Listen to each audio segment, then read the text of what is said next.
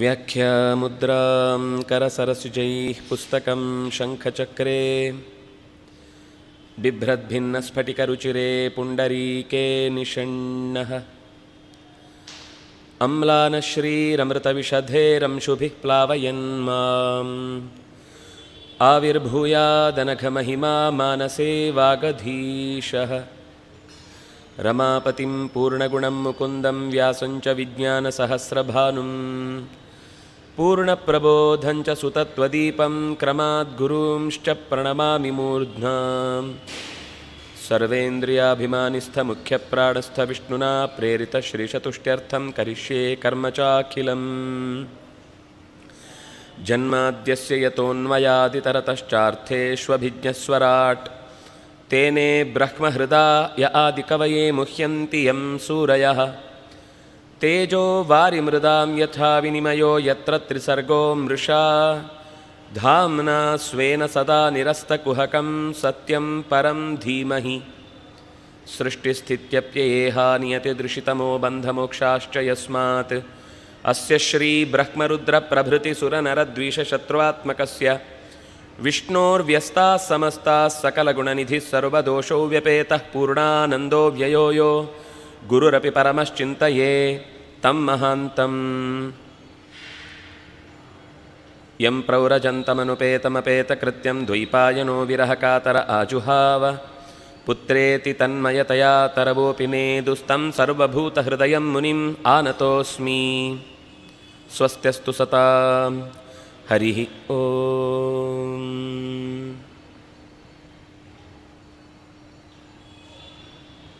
ಕ್ಷೇತ್ರಸ್ವಾಮಿಯಾದ ಲಕ್ಷ್ಮೀ ವೆಂಕಟೇಶ್ವರನನ್ನು ಪೊಡಮಟ್ಟು ಎಲ್ಲ ಗುರು ಪರಂಪರೆಯನ್ನು ನೆನೆದು ಭಾಗವತದ ಒಳಗಡೆ ನಿರೀಕ್ಷಿಸಿದಾಗ ನೋಡಲಿಕ್ಕೆ ಸಿಗುವ ಬಹಳ ಪ್ರಮುಖವಾದ ಕೆಲವು ಗೀತೆಗಳ ಚಿಂತನೆಯನ್ನು ಕೆಲವು ದಿನಗಳ ಕಾಲ ನಾವು ನಡೆಸೋಣ. ಪ್ರಧಾನವಾಗಿ ಪುರಾಣಗಳ ಸಾರರೂಪ ಅಂತ ಈ ಗ್ರಂಥವನ್ನು ಕರೆಯುವಂಥದ್ದು. ನಮಗೆ ಗೀತೆಗಳು ಅಂತಂದಾಗ ಮೊದಲಿಗೆ ಯಾವುದೇ ವಿಶೇಷಣವನ್ನು ಹೇಳದೆ ಗೀತೆ ಅಂದರೆ ನೆನಪಾಗುವುದು ಭಗವದ್ಗೀತೆ. ಹೇಗೆ ಸೂತ್ರ ಅಂದಾಗ ಬ್ರಹ್ಮಸೂತ್ರವೂ ಹಾಗೆ, ವ್ಯಾಸರು ಅಂದರೆ ವೇದವ್ಯಾಸರು ಹೇಗೋ ಹಾಗೆ. ಅಂದರೆ ಉಪದೇಶಾತ್ಮಕವಾದ ಪರಮಾತ್ಮನ ಮಹಿಮೆಯನ್ನು ವರ್ಣಿಸುವಂತಹ ಸಂವಾದಗಳು ಗೀತ ಶಬ್ದದಿಂದ ಗುರುತಿಸಲ್ಪಡುವಂಥದ್ದು. ಭಾಗವತದಲ್ಲಿ ಅನೇಕ ಗೀತೆಗಳು ಬರ್ತವೆ.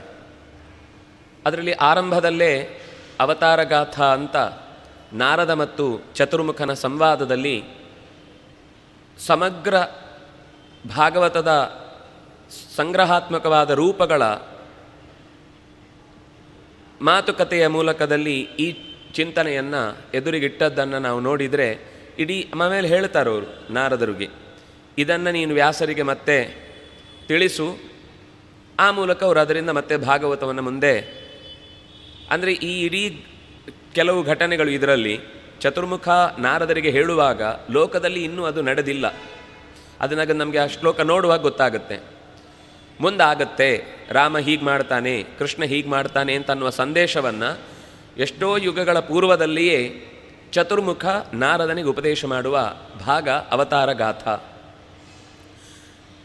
ಮತ್ತು ಇದು ಎರಡನೇ ಸ್ಕಂಧದಲ್ಲಿ ಬರುವಂಥದ್ದು. ಮೂರನೇ ಸ್ಕಂಧದಲ್ಲಿ ಬಹಳ ಪ್ರಸಿದ್ಧವಾದದ್ದು ಕಪಿಲಗೀತೆ. ಮತ್ತು 5ರಲ್ಲಿ ಋಷಭಗೀತೆ ಇದೆ, ಪಾರಮಹಂಸ್ಯ ಗೀತೆ ಇದೆ. 7 ಅದು ಪ್ರಹ್ಲಾದನ ಪ್ರಾರ್ಥನೆಯ ರೂಪದಲ್ಲಿ ಒಂದು ಸುಂದರವಾದದ್ದು, ಅದು ಗೀತೆ ಅಂತ ಕರೆಯುವುದಿಲ್ಲ, ಆದರೂ ಅದು ತುಂಬ ಉಪದೇಶಕ್ಕೆ ಅರ್ಹವಾದ ಮಾತುಗಳ ಸಂಗ್ರಹ ಅಲ್ಲಿ ಕಾಣುತ್ತೆ. ಮತ್ತು 10, 11 ಬಹಳ ವಿಶಿಷ್ಟವಾದ ಗೀತೆಗಳನ್ನು ಹೊತ್ತದ್ದು. ಅದರಲ್ಲಿ ನಮಗೆ ತುಂಬ ಪ್ರಸಿದ್ಧವಾದದ್ದು ಗೋಪಿಗೀತ, ಅದರ ಜೊತೆಗೆ ವೇಣುಗೀತ, ಭ್ರಮರಗೀತ. ಬಹಳ ಪ್ರಸಿದ್ಧ ಮತ್ತು ಅಧ್ಯಯನಕ್ಕೆ ಅತ್ಯಂತ ಅವಶ್ಯವಾಗಿ ಗಮನಿಸಬೇಕಾದದ್ದು ಶ್ರುತಿಗೀತ. 11ರಲ್ಲಿ ಉದ್ಧವಗೀತ, ಅವಧೂತಗೀತ, ಭಿಕ್ಷುಗೀತ, ಹಂಸಗೀತ, ಐಲಗೀತ. 12ರಲ್ಲಿ ಅಂತಹ ವಿಶೇಷ ಗೀತ ಅಂತ ಇಲ್ಲದೇ ಇದ್ದರೂ ಕೆಲವು ಉಪದೇಶಗಳ ಭಾಗಗಳಂತೂ ಸಿಗುತ್ತೆ ನೋಡಲಿಕ್ಕೆ. ಹೀಗೆ ಇಷ್ಟು ಗೀತೆಗಳು ಭಾಗವತದಲ್ಲಿ ನಮಗೆ ಒದಗುವಂಥದ್ದು. ಅದರಲ್ಲಿ ಅವತಾರದ ಗೀತೆ ಏನಿದೆ, ಅವತಾರ ಗೀತಿ ಅಥವಾ ಅವತಾರ ಗಾಥಾ ಅಂತ ಕರೆಯುವಂಥದ್ದು, ಸಮಗ್ರ ಭಾಗವತದ ಅಷ್ಟೂ ರೂಪಗಳ ಸಾರವನ್ನು ಒಟ್ಟಿಗೆ ಒಂದು ಕಡೆ ಸಂಗ್ರಹಿಸಿ ಕೊಟ್ಟಂಥದ್ದು. ಇದು ಮೊದಲಿಗೆ 1ನೇ ಅಧ್ಯಾಯದಲ್ಲಿ, 1ನೇ ಸ್ಕಂದದ 3ನೇ ಅಧ್ಯಾಯದಲ್ಲಿ ಅತ್ಯಂತ ಸಂಕ್ಷೇಪವಾಗಿ ಒಮ್ಮೆ ಇದರ ಪರಿಚಯವನ್ನು ಮಾಡಿಕೊಟ್ಟಿದ್ದಾರೆ. ಅದು ಸೂತ ಪುರಾಣಿಕರು ಶೌನಕರಿಗೆ ಹೇಳಿದ ಮಾತು. ಇದು ಸ್ವತಃ ಚತುರ್ಮುಖನೇ ಅದರ ಇನ್ನಷ್ಟು ಅನೇಕ ವೈಶಿಷ್ಟ್ಯಗಳನ್ನು ಸೇರಿಸಿ ನಾರದರಿಗೆ ಮಾಡಿದ ಉಪದೇಶದ ಭಾಗ. ಸುಮಾರು 55 ಶ್ಲೋಕಗಳಿಂದ ಕೂಡಿದಂತಹ ಈ ಗಾಥಾ ಬಹಳ ಅಪರೂಪದ ಸಂಗತಿಗಳನ್ನು, ಭಗವಂತನ ಅವತಾರದ ಸಾಧಾರಣ ಹೆಸರು ಅಥವಾ ಮೇಲ್ನೋಟದ ಕಥೆಯ ಪರಿಚಯ ಇದ್ದರೂ ಅದರಿಂದ ಆದ ಮಹಾ ಲಾಭ ಲೋಕಕ್ಕೆ ಏನು, ಕರ್ತವ್ಯದ ದೃಷ್ಟಿಯಿಂದ ಭಗವಂತ ಏನು ಮಾಡಿದ, ಅವನಿಗೆ ಕರ್ತವ್ಯ ಅಂತ ಇಲ್ಲ, ಆದರೆ ಅವನು ಹೇಳ್ಕೊಳ್ತಾನೆ, ನಾನು ಹೀಗೆ ಮಾಡದೇ ಇದ್ದರೆ ಉಳಿದವರು ಕೂಡ ನನ್ನನ್ನು ಅನುಸರಿಸಿ ದಾರಿ ಕೆಡ್ತಾರೆ, ಮಮ್ಮ ವರ್ತಂತೆ ಮನುಷ್ಯ ಪಾರ್ಥ ಸರ್ವಶಃ ಅನ್ನುವ ಈ ಕಾರಣಕ್ಕಾಗಿ ನಾನು ಕೆಲವು ಕಾರ್ಯಗಳನ್ನು ನಡೆಸ್ತೇನೆ ಅಂತ. ಹಾಗೆ ಅನೇಕ ಅವತಾರಗಳ ಚಿಂತನೆಯನ್ನು, ಸಾಮಾನ್ಯವಾಗಿ ಗಾಯತ್ರಿ ಭಾಷ್ಯ ರೂಪೋತ್ಸವ ಅನ್ನುವ ಮಾತು ಬಂದಿದ್ದರಿಂದ 24 ರೂಪಗಳ ಚಿಂತನೆಯನ್ನು ನಾವು ನೋಡಲಿಕ್ಕೆ ಸಿಗುವಂಥದ್ದು. ಆದ್ಯಸ್ತು ಪೌರುಷಂ, ಮೊದಲನೆಯದ್ದು ಪೌರುಷ ರೂಪ ಅಂತ. ಜಗೃಹೇ ಪೌರುಷಂ ರೂಪಂ, ಮೊದಲನೇ ರೂಪವಾಗಿ ಪೌರುಷ ಅಂದರೆ ಇಡೀ ಈ ಜಗತ್ತಿಗೆ ಒಂದು ಮನೆ ಅಂತ ಮಾಡಿ ಆ ಮನೆಯಲ್ಲಿ ಇರಲಿಕ್ಕೆ ಬೇಕಾದ ವ್ಯವಸ್ಥೆಯನ್ನು ಕಲ್ಪಿಸಿ ತಾನೂ ಒಂದು ರೂಪದಿಂದ ಇದ್ದು ಸೃಷ್ಟಿಗೆ ಬೇಕಾದ ಮೊದಲ ಚಟುವಟಿಕೆಯನ್ನು ಆರಂಭಿಸಿದ ರೂಪವಾಗಿ ಅದನ್ನು ಪರಿಗಣಿಸ್ತಾರೆ. ಅದನ್ನು ಚತುರ್ಮುಖ ಹೇಳಿ ಇದರ ಪೂರ್ವಾಧ್ಯಾಯದಲ್ಲಿ ಪುರುಷ ಏವೇದಂ ಸರ್ವಂ ಅನ್ನುವ ಮಾತಿನ ವ್ಯಾಖ್ಯಾನ ರೂಪವಾಗಿ ಹಿಂದಿನ ಅಧ್ಯಾಯ ಬಂದಿದೆ. ಯಕ್ಷರು, ಕಿನ್ನರರು, ಮರಗಳು, ಗಿಡಗಳು, ಅನೇಕ ಥರದ ಜೀವಜಾತಗಳ ಸ್ವರೂಪ ಏನಿದೆ ಎಲ್ಲವೂ ಭಗವಂತನ ಶರೀರವೇ ಆಗಿದೆ. ಅದರಲ್ಲೂ ಭಗವಂತನೇ ನೇರವಾಗಿ ಬಂದ ವಿಷಯವನ್ನು ನಾನು ನಿನಗೆ ಹೇಳ್ತೇನೆ ಅಂತ ಈ ಅಧ್ಯಾಯದ ಪ್ರಕ್ರಿಯೆ ಆರಂಭ ಆಗಿದೆ. ಇದರ ಹಿಂದಿನ ಪ್ರಸಂಗದಲ್ಲಿ ಪ್ರಪಂಚದಲ್ಲಿರುವ ಪ್ರತಿಯೊಂದು ಸಂಗತಿಯೂ ಕೂಡ ಭಗವಂತನಿಂದ ವಿಶಿಷ್ಟವಾದ ಅನುಗ್ರಹವನ್ನು ಪಡೆದೇ ತತ್ತತ್ ಕಾರ್ಯ ನಿಯಾಮಕವಾಗಿ ಅದು ರೂಪುಗೊಂಡಿದೆ. ಅದರಲ್ಲಿ ಅವನೇ ಇದ್ದು ಕಾರ್ಯವನ್ನು ಮಾಡುತ್ತಾನೆ. ಆದರೆ ಇದರಲ್ಲಿ ವಿಶೇಷವಾಗಿ ಭಗವಂತನ ರೂಪಗಳನ್ನು ನಾನು ಪರಿಚಯಿಸ್ತೇನೆ ಅಂತ ಬ್ರಹ್ಮೋವಾಚ ಯತ್ರೋದ್ಗತ ಕ್ಷಿತಿತಳೋದ್ಧರಣಾಯ ಬಿಭ್ರತ್ ಕ್ರೌಡೀಂ ತನುಂ ಸಕಲ ಯಜ್ಞಮಯೀಮನಂತಃ ಅಂತರ್ಮಹಾರ್ಣವ ಉಪಾಗತಮಾದಿದೈತ್ಯಂ ತಂ ದಂಶ್ರಯಾದ್ರಿಮಿವ ವಜ್ರಧರೋ ದದಾರ. ಬೆಟ್ಟವನ್ನು ಪುಡಿಗಟ್ಟಿದಂತೆ ಇಂದ್ರ ತನ್ನ ವಜ್ರಾಯುಧವನ್ನು ಹೊತ್ತು ತೊಂದರೆ ಮಾಡಿದಂತಹ ಪರ್ವತಗಳಿಗೆ ಒಂದು ಶಿಕ್ಷೆಯ ರೂಪದಲ್ಲಿ ಅವನ ಕಾರ್ಯಭಾರವನ್ನು ನಡೆದಿತ್ತು ಹಿಂದೆ. ಅಥವಾ ದೈತ್ಯರು ಅವನ ಮೇಲೆ ದಾಳಿ ಮಾಡುವುದಕ್ಕಾಗಿ ಬೆಟ್ಟಗಳನ್ನು ಎಸೆದಾಗ ವಜ್ರಾಯುಧವನ್ನು ಅಡ್ಡಕ್ಕೆ ಹಿಡಿದು ಅದನ್ನು ಪುಡಿಗಟ್ಟಿದ. ಅಂತೆಯೇ ಅಂದರೆ ನಮಗೆ ಸ್ವಲ್ಪ ಗೊತ್ತಿರುವ ವಿಷಯದಿಂದ ಗೊತ್ತಿಲ್ಲದೇ ಇರುವ ವಿಷಯವನ್ನು ಹೇಳಬೇಕಾದ ಪ್ರಸಂಗ ಇದು. ಯಾಕೆಂದರೆ ಪರಮಾತ್ಮನ ಕಾರ್ಯಭಾರಕ್ಕೆ ಉಪಮೆಯಾಗಿ ಮತ್ತೊಂದನ್ನು ಕೊಡಲಿಕ್ಕೆ ಸಾಧ್ಯವೇ ಇಲ್ಲ. ಯಾಕೆಂದರೆ ಅವನಿಗೆ ಸಮಾನವಾಗಿ ಅಥವಾ ಅವನಿಗಿಂತ ಹಿರಿದಾದ ಮತ್ತೊಂದು ದೃಷ್ಟಾಂತ ಸಿಗುವುದಿಲ್ಲ. ಅದರಿಂದಾಗಿ ಅವನು ವರಾಹ ರೂಪದಿಂದ ಹಿರಣ್ಯಾಕ್ಷನನ್ನು ಹೇಗೆ ಪುಡಿಗಟ್ಟಿದ ಅನ್ನೋದಕ್ಕೆ ಇಂದ್ರ ವಜ್ರಾಯುಧದಿಂದ ಬೆಟ್ಟವನ್ನು ಪುಡಿಗಟ್ಟಿದಂತೆ ಅಂತ ಒಂದು ಉದಾಹರಣೆ ಕೊಟ್ಟರು. ಯಾಕಾಗಿ ಆ ರೂಪ ಅವತಾರ ಆಯಿತು ಅಂದರೆ ಕ್ಷಿತಿ ತಳೋದ್ಧರಣಾಯ, ಭೂಮಿಯನ್ನು ಮತ್ತೆ ಮರುಕಳಿಸಿ ತನ್ನ ಕಕ್ಷೆಯಲ್ಲಿ ಕೂಡಿಸುವುದಕ್ಕಾಗಿ. ಇಲ್ಲಿ ಈ ಕಥೆ ಆದಿದೈತ್ಯಂ. ಹಾಗಾದರೆ ಆದಿದೈತ್ಯ ಅಂದರೆ ಆಮೇಲೆ ಇನ್ನೊಬ್ಬರು ಯಾರೋ ಇದ್ದಾರೆ ಅಂತಾಯಿತು, ಮೊದಲ ದೈತ್ಯ ಅಂತ. ಇಲ್ಲಾಂದರೆ ಬರೀ ದೈತ್ಯ ಹೇಗೆ ಹಾಕಿದರೆ ಸಾಕು. ಆಚಾರ್ಯರು ಇದನ್ನು ಬಹಳ ಸೂಕ್ಷ್ಮವಾಗಿ ಹೇಳಿದರು. ಯಾಕೆಂದರೆ ಒಂದು ಕಡೆ ಇಲ್ಲಿ ಅವನನ್ನು ತಿವಿದು ಕೊಂದರು ಅಂತ ಮಾತು ಇದೆ ಇಲ್ಲಿ. ಈ ಮತ್ತೊಂದು ಕಡೆ ಇದೇ ಕಥೆಯನ್ನು, ವರಾಹರೂಪದ ಕಥೆಯನ್ನು ಹೇಳುವಾಗ ಗದೆಯಿಂದ ಬಾರಿಸಿ ಅವನನ್ನು ಕೆನ್ನೆಗೆ ಜೀವ ಕಳೆಯುವಂತೆ ಹೊಡೆದು ಕೊಂದ ಅಂತ. ನಮಗೆ ಅಲ್ಲಿ ಓದುವಾಗ ಅದನ್ನು ಕೇಳ್ತೇವೆ, ಇಲ್ಲಿ ಓದುವಾಗ ಇದನ್ನು ಕೇಳ್ತೇವೆ. ನಮಗೇನು ಪ್ರಶ್ನೆ ಬರಲ್ಲ. ಯಾಕೆಂದ್ರೆ ನಮ್ಗೆ ಅಲ್ಲಿ ಕೇಳಿದಾಗ ಅದನ್ನು ಮರ್ತಿರ್ತೇವೆ, ಇಲ್ಲಿ ಕೇಳಿದಾಗ ಇದನ್ನು ಮರ್ತು ಹೋಗ್ತೇವೆ. ಆಚಾರ್ಯರಿಗೆ ಹಾಗೆ ಮರ್ತೋಗುದಿಲ್ಲ. ಅವರಿಗೆ ಎಲ್ಲ ಕಥೆಗಳು ಎಲ್ಲ ಕಾಲದಲ್ಲೂ ನಿರಂತರ ಎದುರುಗಡೆ ಕಣ್ಣ ಮುಂದೆ ಇದ್ದಂತಿದ್ದಾಗ ಪ್ರಶ್ನೆ ಬಂತು, ಅಲ್ಲ ಒಂದು ಕಡೆ ತಿವಿದದ್ದು ಅಂತಿದೆ, ಒಂದು ಕಡೆ ಗದೆಯಿಂದ ಹೊಡೆದದ್ದು ಅಂತಿದೆ, ಯಾವುದು ಏನಾಯಿತು, ನಿಜವಾಗಿ ನಡೆದ ಸಂಗತಿ ಏನು? ಅದಕ್ಕೆ ಆಚಾರ್ಯರು ಆ ಪ್ರಸಂಗವನ್ನು ವಿವರಣೆ ಕೊಟ್ಟಾಗ ಆದಿದೈತ್ಯ ಅನ್ನುವ ಶಬ್ದದಲ್ಲಿಯೇ ಗೊತ್ತಾಗುತ್ತೆ. ಪೂರ್ವದಲ್ಲಿ ಒಬ್ಬ ಹಿರಣ್ಯಾಕ್ಷ ಇದ್ದ. ಭೂಮಿ ತನ್ನಿಂದ ತಾನೇ ಕಕ್ಷೆಯಿಂದ ಕಳಚಿ ಬಿದ್ದಾಗ ಅದನ್ನು ಮತ್ತೆ ಈ ಭೂತಾಯಿ ಪ್ರಾರ್ಥನೆ ಮಾಡಿದ್ದಕ್ಕಾಗಿ ಮೇಲೆ ಏಳಿಸುವ ಹೊತ್ತಿಗೆ ಅವನು ಅಡ್ಡ ಬಂದ. ಆಗ ಅವನನ್ನು ವರಾಹ ರೂಪ, ಸಮಗ್ರ ಶರೀರ ವರಾಹ, ಪೂರ್ತಿ ಶರೀರ ವರಾಹದಿಂದ ಇದ್ದು ಅವನನ್ನು ತಿವಿದು ಆ ಭೂಮಿಯನ್ನು ಮರಳಿ ಕಕ್ಷೆಯಲ್ಲಿ ಕೂಡಿಸಿದ, ಅವನನ್ನು ಕೊಂದು. ಆದರೆ ಅವನ ಯೋಚನೆ ಅದು ಮುಗಿಲಿಲ್ಲ. ಅವನೇ ಮತ್ತೊಮ್ಮೆ ಮರುಕಳಿಸಿ ಜಯ ವಿಜಯರಿಗೆ ಶಾಪಗ್ರಸ್ತವಾದ ಪ್ರಸಂಗ ನಮಗೆ ಗೊತ್ತಿದೆ. ಆಗ ವಿಜಯನಲ್ಲಿ ಈ ಹಿರಣ್ಯಾಕ್ಷ ಸೇರಿಕೊಂಡು ಮತ್ತೊಮ್ಮೆ ಹಿರಣ್ಯಕಶಿಪುವಿನ ತಮ್ಮನಾಗಿ ಹುಟ್ಟಿ, ಅಣ್ಣ ತಮ್ಮ ಎರಡೂ ಸ್ವರೂಪವನ್ನು ಹೇಳುತ್ತಾರೆ. ಯಾಕೆಂದರೆ ಅವಳಿ ಮಕ್ಕಳಲ್ಲಿ ಹುಟ್ಟಿನ ಕ್ರಮದಲ್ಲಿ ಮೊದಲು ಹುಟ್ಟಿದ್ದು ಅಣ್ಣ ಅಂತ ಲೆಕ್ಕ. ಆದರೆ ಹುಟ್ಟಿನ ಪೂರ್ವದ ಹಿನ್ನೆಲೆಯನ್ನು ಗಮನಿಸಿದರೆ ದೇಹದೊಳಗೆ ಪ್ರವೇಶ ಮೊದಲು ಮಾಡಿದ್ದು, ನಂತರ ಹುಟ್ಟಿದ್ದು, ನಂತರ ಹುಟ್ಟುವಂಥದ್ದು, ಆಮೇಲೆ ಪ್ರವೇಶ ಮಾಡಿದ್ದು. ಅಂದರೆ ಇದು ನಮಗೆ ಮೇಲ್ನೋಟಕ್ಕೆ ಗೊತ್ತಾಗುವುದಿಲ್ಲ. ಆದರೆ ಕ್ರಮದಲ್ಲಿ ಆಮೇಲೆ ಹುಟ್ಟಿದ್ದು ಅಣ್ಣ ಆಗಿರುತ್ತೆ, ಮೊದಲು ಹುಟ್ಟಿದ್ದು ತಮ್ಮ ಆಗಿರುತ್ತೆ. ಅಂದರೆ ಗರ್ಭಕ್ಕೆ ಪ್ರವೇಶ ಮಾಡಿದ ಲೆಕ್ಕಾಚಾರ ಇಟ್ಟುಕೊಂಡ್ರೆ. ಆದರೆ ಜಗತ್ತಿಗೆ ಕಣ್ಣು ಬಿಟ್ಟ ಭೂಮಿಗೆ ಬಿದ್ದ ಫಸಲು ಅಂತ ತೆಗೆದುಕೊಂಡಾಗ ಮೊದಲು ಹುಟ್ಟಿದವ ಅಣ್ಣ ಆಗ್ತಾನೆ, ನಂತರ ಹುಟ್ಟಿದವನು ತಮ್ಮ ಆಗ್ತಾನೆ. ಆದ್ದರಿಂದ ಕೆಲವೊಮ್ಮೆ ಅಣ್ಣ ಅಂತ ಹೇಳ್ತಾರೆ, ಕೆಲವೊಮ್ಮೆ ತಮ್ಮ ಅಂತ ಹೇಳ್ತಾರೆ. ಅದರ ಉಲ್ಲೇಖದ ಉದ್ದೇಶ ನಾವು ಅರ್ಥ ಮಾಡಿಕೊಂಡ್ರೆ ಸರಿ. ಒಟ್ಟಂತೂ ಆದಿದೈತ್ಯನನ್ನು ಸಂಹಾರ ಮಾಡಿದ ಆದಿವರಾಹ ರೂಪ.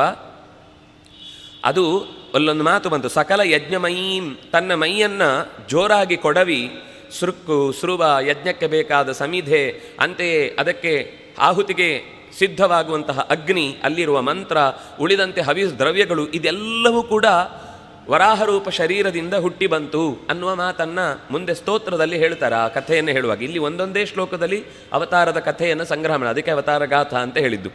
ಆದರೆ ಯಾವುದನ್ನು ಬಿಡುವ ಹಾಗಿಲ್ಲ. ಪ್ರತಿ ಶಬ್ದದಿಂದ ಇಷ್ಟೂ ಕಥೆಯನ್ನು ಸಂಗ್ರಹಿಸುವ ಚತುರ್ಮುಖನ ಮತ್ತು ಅದನ್ನು ಹೇಳಿದ್ದು ವ್ಯಾಸರ ಸಂಗ್ರಹಾತ್ಮಕವಾದ ಗುಣವನ್ನು ಗಮನಿಸಿದರೆ ಒಂದು ಶ್ಲೋಕದಲ್ಲಿ ಸಮಗ್ರ ಕಥೆಯನ್ನು ನಿರೂಪಿಸಿದ್ದಾರೆ. ಭೂಮಿಯನ್ನು ಮರಳಿ ಮೇಲಕ್ಕೆ ಎತ್ತಿ ಹಿಡಿಯುವುದಕ್ಕೋಸ್ಕರ ಕ್ರೌಡೀಂತನು, ಕ್ರೌಡಿ ಅಂತಂದರೆ ಕ್ರೋಡ ಅಂದರೆ ವರಾಹ, ಹಂದಿಯ ರೂಪ. ಅದು ಕಾಡು ಹಂದಿ, ಅದಕ್ಕೆ ದಾಡೆ ಇರುತ್ತೆ. ನಮ್ಮ ಪೇಟೆಯ ಹಂದಿ ಅಲ್ಲ, ಕಾಡು ಹಂದಿ ತುಂಬ ಶುಭ್ರ ಮತ್ತು ಬಹಳ ಎತ್ತರ ಮತ್ತು ತುಂಬ ಶಕ್ತಿಶಾಲಿ. ಅಂತಹ ಕ್ರೌಡಿ ರೂಪವನ್ನು ತೊಟ್ಟು ಭೂಮಿಯನ್ನು ಮತ್ತೆ ಸ್ಥಾನದಲ್ಲಿ ಕೂಡಿಸಲಿಕ್ಕೆ ತೊಂದರೆ ಮಾಡಿದವನನ್ನು ಕೊಂದ. ವಜ್ರಾಯುಧದಿಂದ ಪರ್ವತವನ್ನು ಹೇಗೆ ಇಂದ್ರ ಪುಡಿ ಮಾಡಿದ್ನೋ ಹಾಗೆ. ಜಾತೋರುಚೇರ ಜನ ಯತ್ ಸುಯಶಾಸು ಯಜ್ಞ ಆಕೂತಿ ಸೂನುರತ್ ಅಮರಾನ್ ಅಥ ದಕ್ಷಿಣಾಯಾಮ್ ಲೋಕತ್ರಯಸ್ಯ ಮಹತೀಂ ಅಹರತ್ಯ ಆರ್ತೀಂ ಸ್ವಾಯಂಭುವೇನ ಮನುನಾ ಹರಿರಿತ್ಯನೂಕ್ತಃ. ಮತ್ತೊಂದು ರೂಪದ ಚಿಂತನೆಯನ್ನು ಹೇಳ್ತಾರೆ. ರುಚಿ ಪ್ರಜಾಪತಿಗೆ ಆಕೂತಿ ಎನ್ನುವವಳಲ್ಲಿ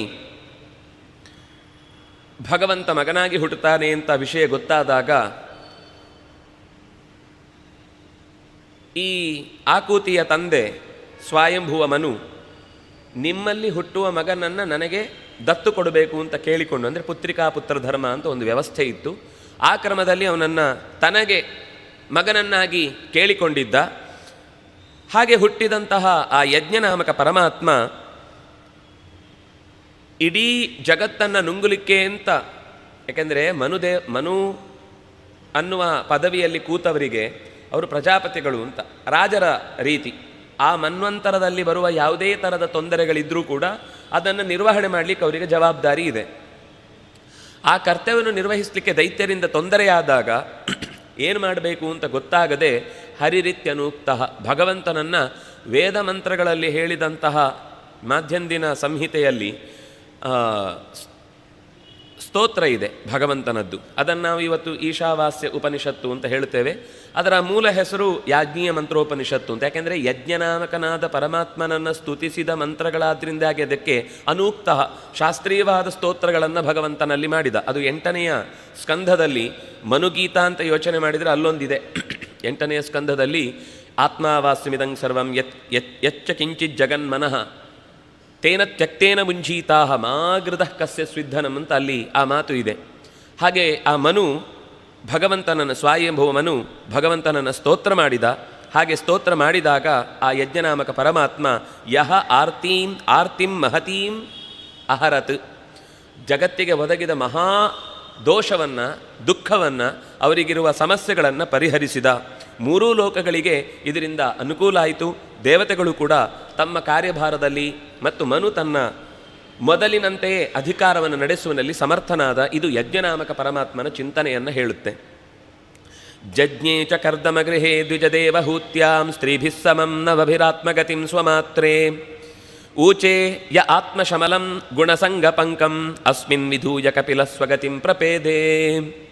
ಕರ್ದಮ ಪ್ರಜಾಪತಿ ಈ ಸ್ವಯಂಭುವಮನಿಗೆ ಇನ್ನೊಬ್ಬ ಮಗಳಿದ್ಲು, ಅವಳು ದೇವಹೂತಿ ಅಂತ. ಆ ದೇವಹೂತಿಯನ್ನು ಕರ್ದಮ ಪ್ರಜಾಪತಿಗೆ ಕೊಟ್ಟ ನಂತರ ಅಲ್ಲಿ ಮೊದಲಿಗೆ 9 ಜನ ಹೆಣ್ಣು ಮಕ್ಕಳು ಹುಟ್ಟುತ್ತಾರೆ. ಅವರನ್ನು ಮತ್ತೆ ಪ್ರಜಾಪತಿಗಳಿಗೆ ಬೇರೆ ಬೇರೆಯವರಿಗೆ ಮದುವೆ ಮಾಡಿಕೊಟ್ಟ ಪ್ರಸಂಗ ಮುಂದೆ ಬರುತ್ತೆ. ಈ 9 ಮಕ್ಕಳ ನಂತರ 10ನೆಯ ಕೂಸಾಗಿ ಭಗವಂತನೇ ಕಪಿಲನಾಮಕನಾಗಿ ದೇವಹೂತಿಯಲ್ಲಿ ಅವತರಿಸಿ ಸಾಂಖ್ಯರೂಪವಾದಂತಹ ಶಾಸ್ತ್ರವನ್ನು, ಸಾಂಖ್ಯ ಅಂದರೆ ಶುದ್ಧವಾದ ಪರಮಾತ್ಮನ ತತ್ವಜ್ಞಾನಕ್ಕೆ ಸಾಂಖ್ಯ ಅಂತ ಹೆಸರು. ಅಂತಹ ತತ್ವಜ್ಞಾನವನ್ನು ಕಪಿಲ ತನ್ನ ತಾಯಿಗೆ ಉಪದೇಶ ಮಾಡಿದ. ತುಂಬ ಸುಂದರವಾದ ಗೀತೆ ಅದು ಕೂಡ, ಅದು ಕಪಿಲ ಗೀತಾ ಅಂತಲೇ ಹೆಸರು. ಅಲ್ಲಿ ಯಜ್ಞನಾಮಕನನ್ನು ಸ್ತೋತ್ರ ಮಾಡಿದ್ದು ಈಶಾವಾಸ್ಯ ಮಂತ್ರದಿಂದ ಮನುಗೀತ ಆದರೆ, ಇಲ್ಲಿ ಕಪಿಲನಾಮಕನಿಂದಾಗಿ ಲೋಕಕ್ಕೆ ಜ್ಞಾನ ಸಿಕ್ಕಿತು, ಆದ್ದರಿಂದಾಗಿ ಇದು ಕಪಿಲ ಗೀತಾ ಅಂತ ಹೆಸರು ಬಂತು. ಹೀಗೆ ಸಜ್ಜನರಿಗೂ ಕೂಡ ಒದಗಬಹುದಾದ ಗುಣಸಂಗ ಪಂಕಂ ಅಸ್ಮಿನ್ ಕಪಿಲಃ ವಿಧೂಯ. ಈ ಗೀತೆಯನ್ನು ಕೇಳುವುದರ ಲಾಭ ಏನು ಅಂದರೆ, ವಿಷಯಾಸಕ್ತಿ ಲೌಕಿಕವಾದದ್ದೇನೇನು ಮತ್ತೆ ಮತ್ತೆ ಸಂಸಾರಕ್ಕೆ ತರುವಂತಹ ಅಪಾಯ ಏನಿದೆ, ಇದನ್ನು ಈ ಗೀತೆಯ ಅಥವಾ ಈ ಭಗವದ್ ರೂಪದಿಂದ ಸಿಕ್ಕಿದ ಉಪದೇಶವನ್ನು ಕೇಳುವುದರಿಂದ ಪರಿಹಾರ ಪಡೆದು ಸ್ವಗತಿಂ, ತನ್ನ ಉತ್ತಮವಾದ ಗತಿಯನ್ನು ಅವನು ಹೊಂದುವಂತಾಗುತ್ತೆ. ಭಗವಂತ ಹೀಗೆ ಗೋಚರನಾಗಿ ತಾಯಿಯ ನೆಪದಲ್ಲಿ ನಮಗೆಲ್ಲ ಉಪದೇಶವನ್ನು ನೀಡಿದ. ಅತ್ರೇರ ಪತ್ಯಮಪಿ ಕಾಂಕ್ಷತ ಆಹತುಷ್ಟೋ ದತ್ತೋ ಮಯಾಹಮಿತಿ ಯದ್ಭಗವಾನ್ ಸದತ್ತ ಯತ್ಪಾದ ಪಂಕಜ ಪರಾಗ ಪವಿತ್ರ ದೇಹಾ ಯೋಗರ್ಧ್ಯಮಾಪುರ ಆಪುಹು ಅಮಯೀಂ ಯದು ಹೈಹಯಾದ್ಯಾಹ. ಮತ್ತೆ ಮುಂದಿನ ರೂಪ ಅತ್ರಿಗೆ ಮಗನಾಗಿ ಹುಟ್ಟಿದ ಆತ್ರೇಯ, ದತ್ತ ಅಂತ ಅವನ ಹೆಸರು. ದೇವರು ತನ್ನನ್ನು ತಾನು ಕೊಟ್ಟುಕೊಂಡ ಅಂತೆ. ನಿನ್ನಂಥವನು ಬೇಕು ಅಂತ ಕೇಳಿದ್ನಂತೆ. ನನ್ನಂಥವನು ನಾನೊಬ್ಬನೇ, ನನ್ನ ಇನ್ನೊಂದು ನಕಲು ಇಲ್ಲ, ಎರವಲು ಪಡಿಲಿಕ್ಕೆ ಸಾಧ್ಯ ಇಲ್ಲ, ಅಂದಾಗಿ ನಾನೇ ನಿನಗೆ ನನ್ನನ್ನು ಕೊಡ್ತೇನೆ ಅಂತ ಅತ್ರೇಹೇ ಅಪತ್ಯಂ ಅಭಿಕಾಂಕ್ಷತಃ, ನನಗೆ ಮಗು ಬೇಕು ಅಂತ ಅಪೇಕ್ಷೆ ಪಟ್ಟವನಿಗೆ ತುಷ್ಟ ಸಂತೋಷಪಟ್ಟು ಆಹ ದತ್ತೋಮಯ, ನಾನೇ ನನ್ನನ್ನು ನಿನಗೆ ಕೊಟ್ಟಿದ್ದೇನೆ. ಇತಿ ಭಗವಾನ್ ಸ ದತ್ತಃ, ಕೊಟ್ಟವನಾದ್ರಿಂದಾಗಿ ಕೊಟ್ಟವನು ಅಂತಲೇ ಹೆಸರು. ದೇವರಿಗೆ ಹೆಸರೇ. ನಾನು ನಿನ್ನವ ಅಂತ ಹೇಳಿದರೆ ಅವನು ತನ್ನವ ಅಂತ ಹೇಳುವ ಸ್ವಭಾವದವನು. ಹಾಗಾಗಿ ನಾನು ನನ್ನನ್ನು ಕೊಟ್ಟುಕೊಂಡಿದ್ದೇನೆ ಅಂತ ಹೇಳಿಯೇ ಭಗವಂತ ಅವನಿಗೆ ಒಲಿದು ಬಂದ. ಅದರ ಕಥೆಯಲ್ಲಿ ಬಂದ ವಿಶೇಷ ಏನು ಅಂದರೆ, ಅದರಲ್ಲಿ ಅವನು 3 ಸೃಷ್ಟಿ ಸ್ಥಿತಿ ಲಯಗಳಿಗೆ ಸಂಬಂಧಪಟ್ಟ ಭಗವದ್ ರೂಪಗಳನ್ನು ಉಪಾಸನೆ ಮಾಡಿದ್ದಕ್ಕಾಗಿ ಸೃಷ್ಟಿಯನ್ನು ನಿರೂಪಿಸುವಂತಹ ಚತುರ್ಮುಖನ ಭಾಗವನ್ನು ಅಂದರೆ ಒಂದು ಅಂಶವನ್ನು ಹೊತ್ತ ಚಂದ್ರ ಹುಟ್ಟಿದ. ರುದ್ರದೇವನ ಅಂಶನಾಗಿ ದುರ್ವಾಸರು ಜೊತೆಗೆ ಬಂದರು. ಭಗವಂತ ದತ್ತನಾಗಿ ಅವತರಿಸಿದ. ಹೀಗೆ 3 ಆತ್ಮೇಶ, ಸೋಮ ಮತ್ತು ದತ್ತ, ಈ 3 ರೂಪಗಳಿಂದ ಭಗವಂತ ಅಲ್ಲಿ ಕಾಣಿಸಿಕೊಂಡ. ಅದು ಯಾಕೆ 3 ಬಂತು ಅಂತಂದರೆ, ಭಗವಂತ ತಾನು ಬರುವಾಗ ಒಬ್ಬನೇ ಬರುವುದಿಲ್ಲ. ನೀವು ಏನೇನು ಯಾವುದರ ಅಂತರ್ಯಾಮಿ ಅಂತ ಕೇಳಿದ್ರೆ ಅದನ್ನೆಲ್ಲ ತರಬೇಕು. ಯಾಕೆಂದರೆ ಅಂತರ್ಯಾಮಿತ ಗೊತ್ತಾಗಬೇಕಾದ್ರೆ ಅದು ಯಾವುದರ ಅಂತರ್ಯಾಮಿತ ಆ ವಸ್ತು ಜೊತೆಗಿರಬೇಕಲ್ವ. ಹಾಗಾಗಿ ಭಗವಂತ 3 ರೂಪಗಳನ್ನು ತೊಟ್ಟು ಅಲ್ಲಿ ಬಂದ. ಹಾಗಾಗಿ ದುರ್ವಾಸ, ದತ್ತ ಮತ್ತು ಸೋಮ ಅನ್ನುವ 3 ರೂಪಗಳು ಅಲ್ಲಿ ಬಂದವು. ಇಲ್ಲೊಂದು ವಿಶೇಷ ಅಂಶವನ್ನು, ಇದು ಬೇರೆ ಕಥೆಯಲ್ಲಿ ಎಲ್ಲೂ ಗೊತ್ತಾಗದೇ ಇರುವ ಸಂಗತಿ. ಇದು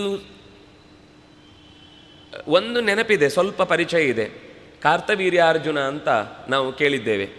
ಈ ಕಾರ್ತವೀರ್ಯಾರ್ಜುನನ ನೆನಪು ಮಾಡಿಕೊಂಡ್ರೆ ನಾವು ಕಳೆದುಕೊಂಡ ಅಥವಾ ನಷ್ಟವಾದ ಸಂಗತಿಯನ್ನು ಮರಳಿ ಪಡೀತೇವೆ ಅಂತ. ಅವನು ಯಾಕೆ ಅಷ್ಟು ಪ್ರಸಿದ್ಧಿಗೆ ಬಂತು ಅಂದರೆ, ಅವನು ದತ್ತ ರೂಪಿ ಪರಮಾತ್ಮನ ಪರಮ ಆಪ್ತ ಶಿಷ್ಯ.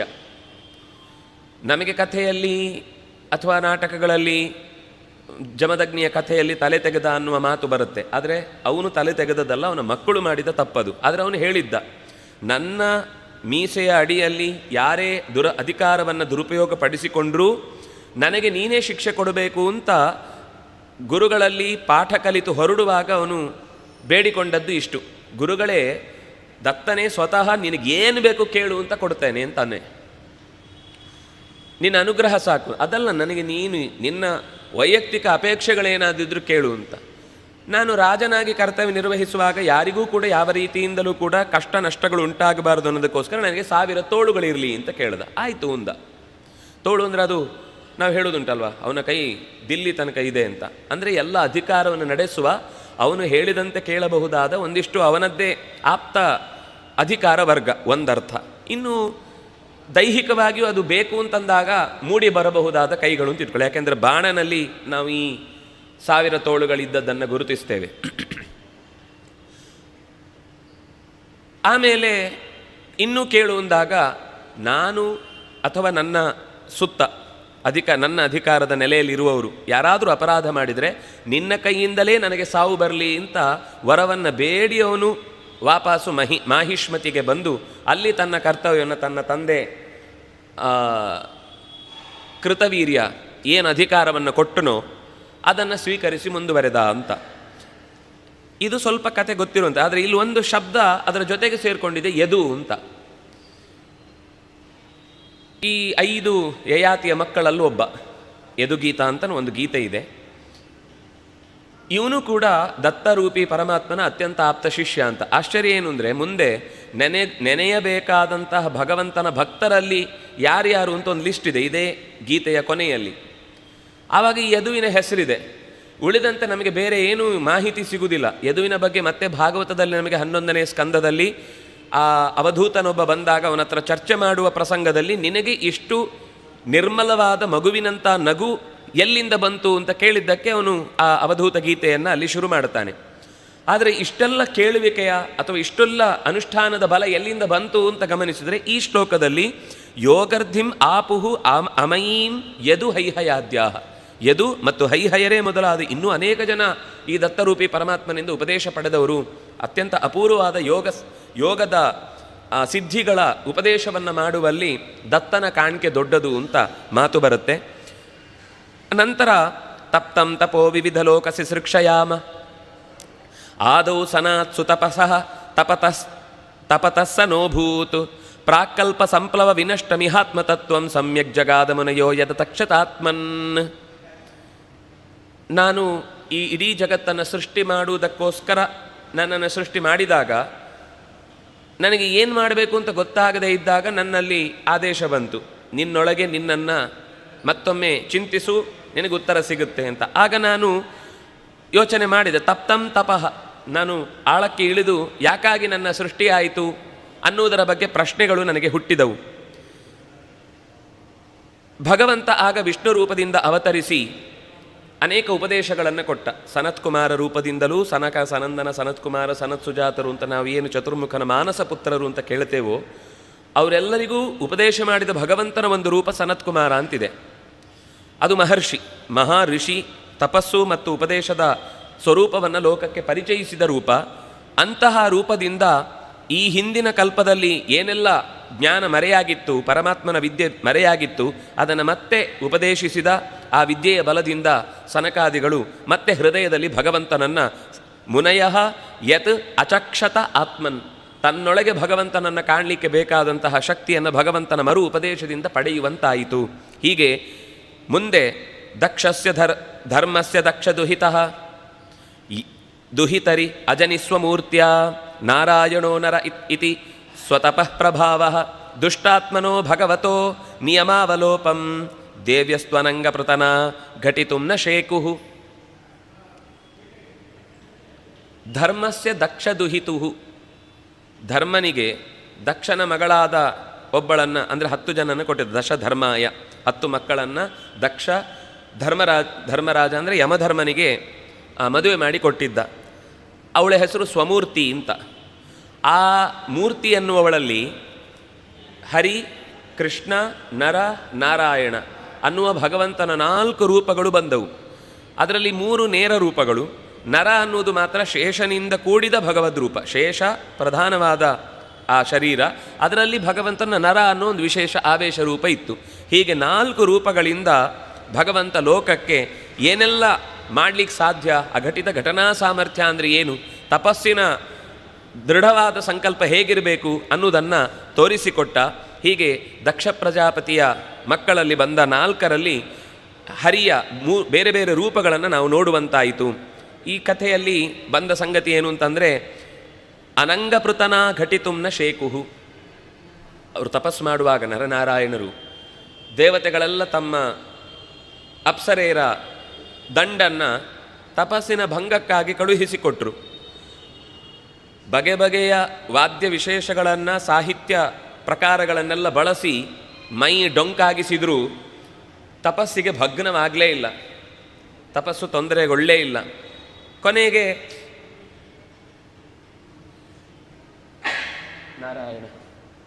ನಾರಾಯಣ ಎದ್ದು, ತುಂಬ ಹೊತ್ತು ನೀವು ನೃತ್ಯಗಳನ್ನು ಮಾಡಿ ಬಳಲಿದ್ದೀರಿ, ನಿಮಗೆ ಮುಂದೆ ಮತ್ತೊಂದು ಕಡೆಯಲ್ಲಿ ಆದರೂ ಕರ್ಕೊಂಡು ಹೋಗಲಿಕ್ಕೆ ಬೇಕಾದಾಗ ನನ್ನ ಕಡೆಯಿಂದ ಒಂದು ಕೊಡುಗೆ ಬೇಕಲ್ವಾ ಅಂತ ಹೇಳಿ ತನ್ನ ತೊಡೆಯನ್ನು ತಟ್ಟಿ ಉರುವಿಂದ ಒಂದು ಹೆಣ್ಣನ್ನು ಸೃಷ್ಟಿ ಮಾಡಿ ಅವರಿಗೆ ಬಿಟ್ಟುಕೊಟ್ಟಂತೆ. ಅವಳೇ ಉರ್ವಶಿ ಅಂತ. ಇವಳನ್ನು ಕರ್ಕೊಂಡು ಹೋಗಿ ಮುಂದೆ ಎಲ್ಲ ನಿಮಗೆ ಸ್ವಲ್ಪ ಹೊತ್ತು ನಿಮಗೆ ರೆಸ್ಟ್ ಸಿಗುತ್ತೆ, ಇವಳು ಸ್ವಲ್ಪ ಹೊತ್ತು ವೇದಿಕೆಯನ್ನು ಆವರಿಸಿಕೊಳ್ತಾಳೆ ಅಂತ. ಹೀಗೆ ನಾರಾಯಣ ಈ ಅನಂಗ ಅಂದರೆ ಕಾಮನ ಯಾವುದೇ ಥರದ ಪೀಡೆಗೆ ಒಳಗಾಗದೆ ತಪಸ್ಸಿನ ಆ ಸಾಮರ್ಥ್ಯ ಏನು ಅನ್ನೋದನ್ನು ತೋರಿದ. ಹೀಗೆ ಸ್ತ್ರೀ ಸೈನ್ಯಕ್ಕೆ ಅವನನ್ನು ತಪ್ಪಿಸಲಿಕ್ಕೆ ಮನ್ಮಥನ ಯಾವುದೇ ಬಾಣದ ಪೆಟ್ಟನ್ನು ಅವನು ತನ್ನ ಕಾರ್ಯಕ್ಕೆ ತೊಡಕಾಗುವಂತೆ ಮಾಡಿಕೊಳ್ಳಿಕ್ಕಾಗಲಿಲ್ಲ. ಅದರಿಂದಾಗಿ ಭಗವಂತನ ವಿಶೇಷ ಗುಣವನ್ನು ನಾರಾಯಣನ ಈ ತಪೋರೂಪ ತೋರಿಸಿಕೊಟ್ಟಿತು. ಕಾಮಂ ದಹತಿ ಕೃತಿನೋ ನನ್ನು ರೋಷದೃಷ್ಟ್ಯಾ ರೋಷಂ ದಹಂತ ಮುತ ತೇ ನ ದಹಂತ ಸಹ್ಯಂ ಸೋಯಂ ಯದಂತರಮಲಂ ನಿವಿಶನ್ ಬಿಭೇತಿ ಕಾಮ ಕಥನ್ನು ಪುನರಸ್ಯ ಮನಶ್ರಯೇತ. ಈ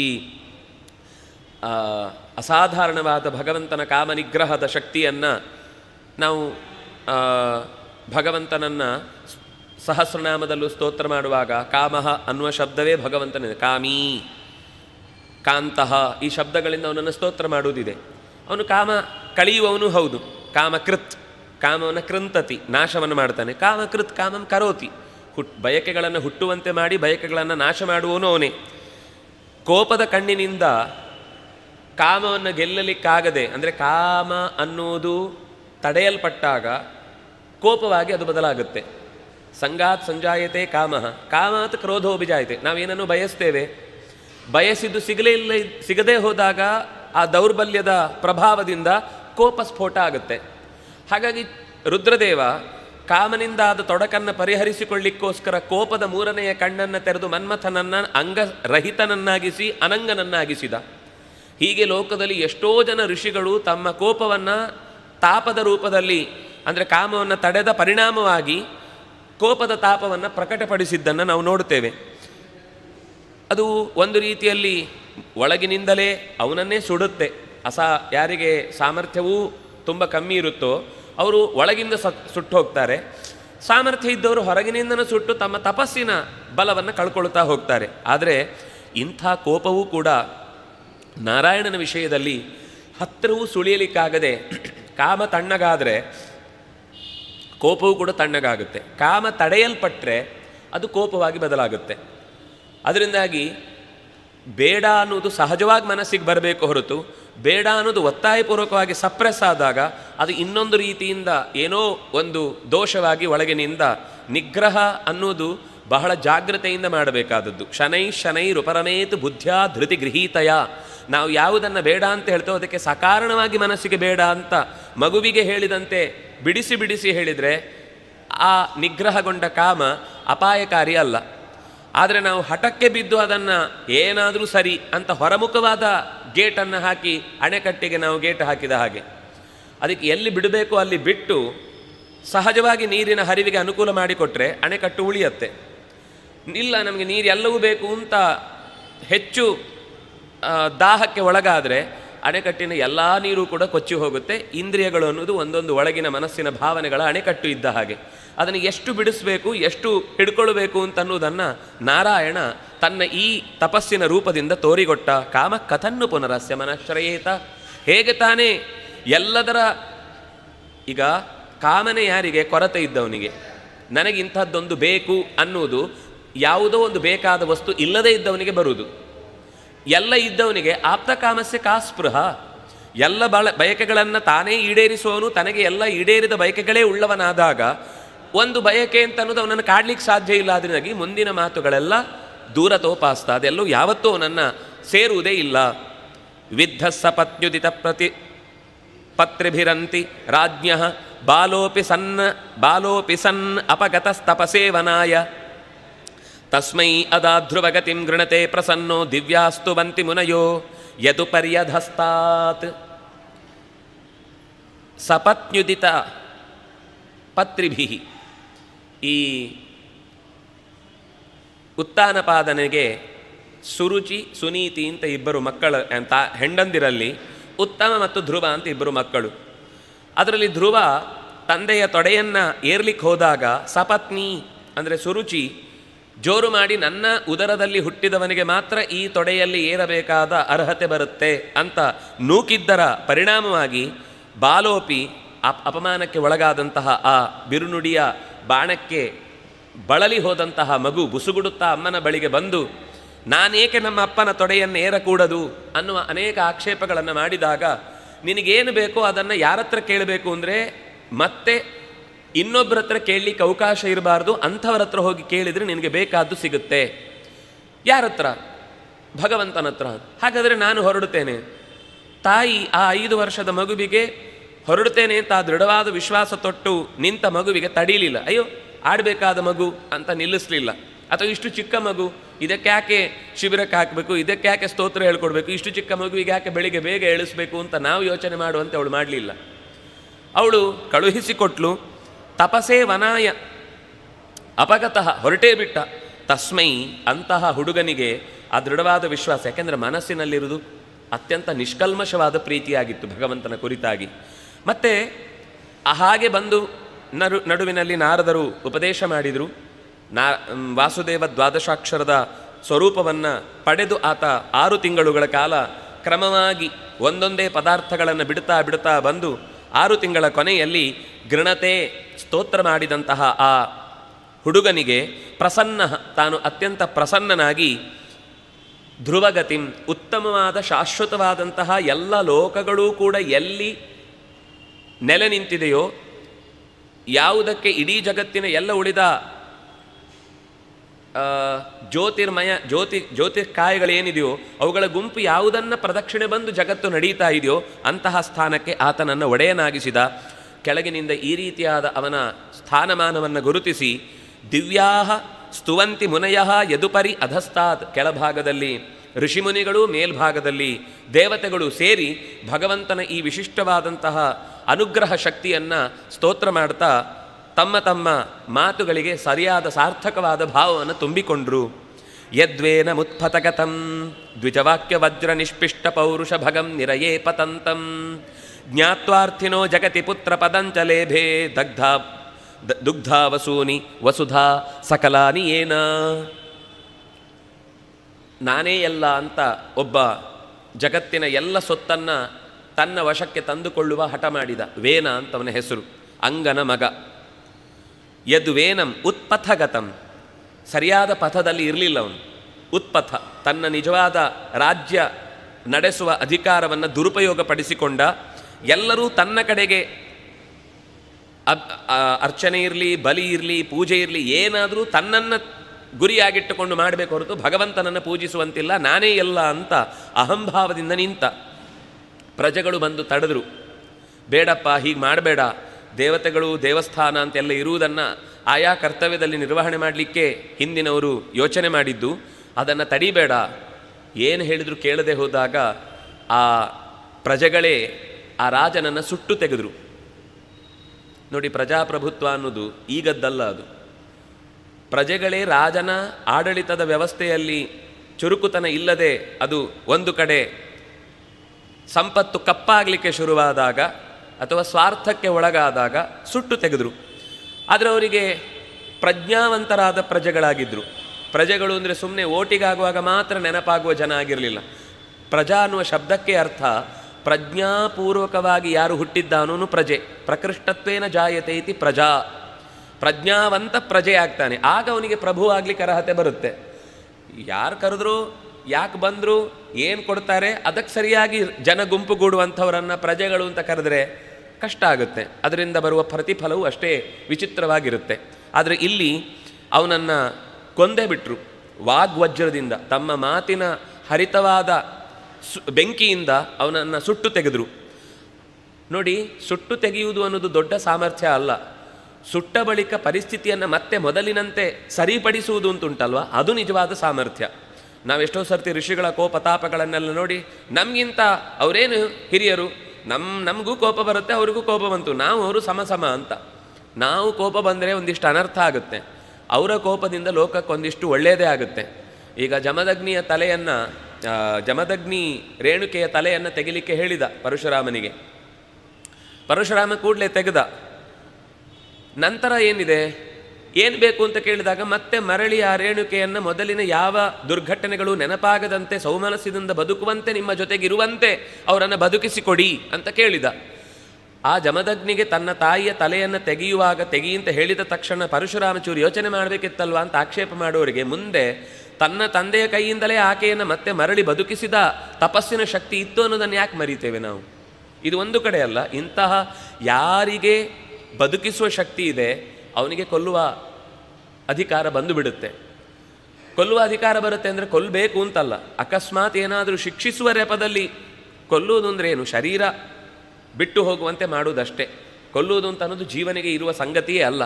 ಹಾಗಾಗಿ ಮತ್ತೊಂದು ಯೋಗ್ಯವಾದಂಥ ಶರೀರ ಸಿಗುವುದಕ್ಕೆ ಕಾರಣವಾಗಿ ಶಿಕ್ಷಿಸಿದರೆ ಆಗ ಅದು ಶಾಪ ಆಗುವುದಿಲ್ಲ, ಅವನಿಗೆ ವರವೇ ಆಗಿರುತ್ತೆ. ಆದರೆ ಇಲ್ಲಿ ವೇನನ ಕೆಲಸದಿಂದ ಲೋಕ ಅರಾಜಕವಾಯಿತಲ್ವಾ ಅಂದರೆ ಇಲ್ಲ, ಮತ್ತೆ ಜ್ಞಾತ್ವಾ ಸಮಸ್ಯೆಯನ್ನು ತಿಳಿದು ಅರ್ಥಿತಃ ಇಡೀ ಜಗತ್ತಿಗೆ ಬೇಕಾದಂತಹ ಒಬ್ಬ ಹುಡುಗನನ್ನು ಪುತ್ರ ಪದಂ ಲೇಭೆ, ಜಗತ್ತಿನಲ್ಲಿ ಒಬ್ಬ ಪೃಥು ಅನ್ನುವ ಮಗನನ್ನು ಅದೇ ವೇನನ ಶರೀರದಿಂದ ತೆಗೆದರು. ಮೊದಲೊಬ್ಬ ಎಡಗೈಯನ್ನು ತೆಗೆದಾಗ ಒಬ್ಬ ನಿಷಾಧಾಧಿಪತಿ ಬಂದ. ಇವನಿಗೆ ಅಧಿಕಾರ ಕೊಟ್ಟರೆ ಇವನು ಸರಿಯಾಗಿ ನಿರ್ವಹಣೆ ಮಾಡೋದು ಕಷ್ಟ ಆಗುತ್ತೆ ಅಂತ ಮತ್ತೊಮ್ಮೆ ಬಲಗೈಯನ್ನು ಮಥನ ಮಾಡಿ, ಇವತ್ತಿನ ಭಾಷೆಯಲ್ಲಿ ಹೇಳುವುದಾದರೆ ಅಲ್ಲಿನ DNA ಉಪಯೋಗಿಸಿಕೊಂಡು ಮತ್ತೊಂದು ಮಗುವನ್ನು ಲೋಕಕ್ಕಾಗಿ ಸೃಷ್ಟಿ ಮಾಡಿಸಿದರು. ಆ ಪೃಥು ಭಗವಂತನ ರಾಜರಾಜೇಶ್ವರ ರೂಪವನ್ನು ಹೊತ್ತು ಬಂದವನಾದ್ದರಿಂದಾಗಿ ಅವನಿಂದಾಗಿ ಈ ನೆಲದಲ್ಲಿ ಅಲ್ಲಿಯ ತನಕ ವೇನನ ದುರಾಡಳಿತದಿಂದ ನೆಲ ಅಥವಾ ಬಾನು ಎಲ್ಲವೂ ಕೂಡ ಬರಡಾಗಿತ್ತು. ಆ ಬರಡಾದ ನೆಲಬಾನುಗಳಿಂದ ಮತ್ತೆ ಮೊದಲಿನಂತೆ ಮಳೆ ಬೆಳೆಯನ್ನು ತೆಗೆಯುವುದಕ್ಕಾಗಿ ಸ್ವತಃ ಅವನೇ ಲಾಂಗಲಿಯನ್ನು ಹಿಡಿದು ನೆಲವನ್ನು ಉತ್ತು ಅದಕ್ಕೆ ಪೇಟೆಯ ಸ್ವರೂಪವನ್ನು ಕೊಟ್ಟ ಅಂತಿದೆ. ಅದರಿಂದಾಗಿ ಪೃಥುವಿನಿಂದ ಆಳಲ್ಪಟ್ಟವಳಾದ್ರಿಂದಾಗಿ ಪೃಥಿವೀ ಅಂತ ಹೆಸರು ಬಂತು ಅಂತ. ಹೀಗೆ ದುಗ್ಧಾವಸೂನಿ ಒಳ್ಳೆಯ ಸಂಪತ್ತನ್ನು ಮತ್ತೆ ಕರೆದು ಆಯಾ ನದಿಗಳು ಚೆನ್ನಾಗಿ ಹರಿಯುವಂತಾಯಿತು, ಬೆಳೆಗಳು ಚೆನ್ನಾಗಿ ಬೆಳೆಯುವಂತಾಯಿತು, ಕಾಡು ತುಂಬ ಪಕ್ವವಾಗಿ ಉಳಿಯುವಂತಾಯಿತು.